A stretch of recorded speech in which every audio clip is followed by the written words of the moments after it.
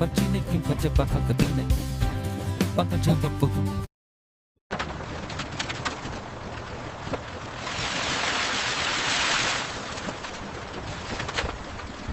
Impressive sincerely. Shakespeare कहने की basis आने वाली फिल्म होना चाहिए, फिर भी है कि शुक्रिया। निश्चय की